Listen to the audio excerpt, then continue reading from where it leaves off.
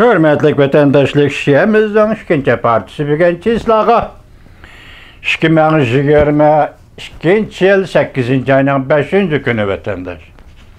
Liksiyenin devamı değil, endeki mavzuumunda.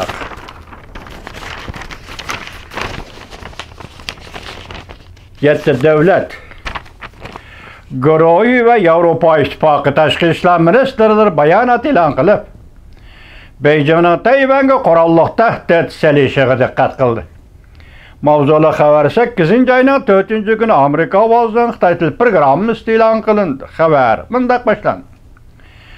Amerika qatorliq 7 davlat guruhi tashqi ishlar ministrlari Avrupa İttifakı Tashqi ishlar ministri bexatarlik siyosati yuqori darajalik vakili 8 ayning 3 kuni o'rtaq bayonot e'lon qilib, bunday ko'rsatdi. Jungo e'lon qilgan harbiy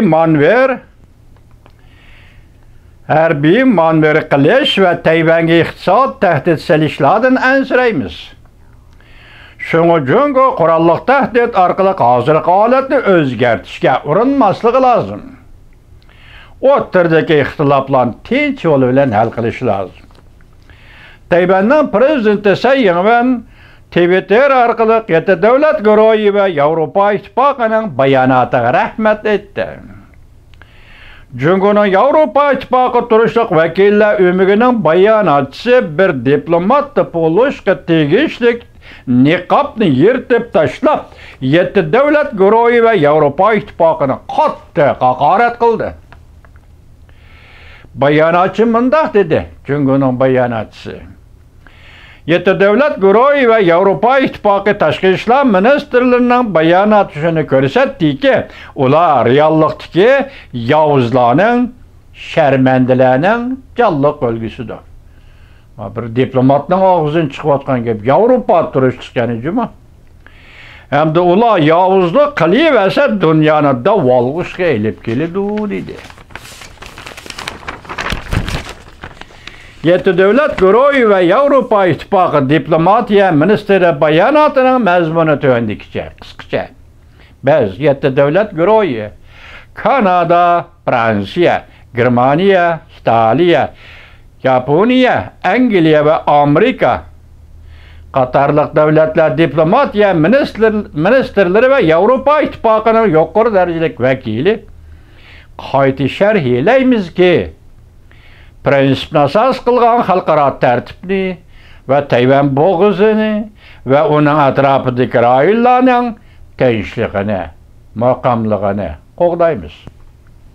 Yana bir xabar. Amerika Qo'shma Shtatlar Davlat Majlisi Kengash palatasida 26 nafar Cumhuriyetçiler Partisi mensuplari Kengash palata a'zolari bayonot e'lon qilib, Davlat Majlisi Avam palata boshlig'i Nancy Pelosi xonimning Tayvanni ziyorat qilishini qo'lladi. Mavzuli xabar 8 ayning 2 kuni Buyuk Iro tor betida e'lon qilindi. Xabar bunday boshlandi. Amerika Qo'shma Shtatlar Davlat Majlisi Kengash palatasi 26 nafar Cumhuriyetçiler Partisi mensuplari 8 ayning 2 kuni bayonot e'lon qilib, Avam palata boshlig'i Nancy Pelosining Osiyo qaratgan diplomatik faoliyatida Tayvanni ziyorat qilishini qo'lladi.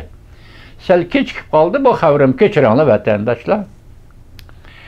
Bu senatorlar tuvandikicha Kengash palata Asallıqlar Partisining raisi McConnell, Nopozluq senator John Tony, Harbiy ishlar komitetining raisi Jim Inhofe, Tashqi munosabatlar komitetining a'zosi Jim Rich, senator Jim Rich qatorliq Kengash palata a'zolari Cumhuriyetçiler Partisining mansublaridan iborat jami 26 nafar. Tayvanni qo'llash hozir Amerikada 2 partiyaning o'rtaq nishoniga va o'rtaq tunishiga aylandi.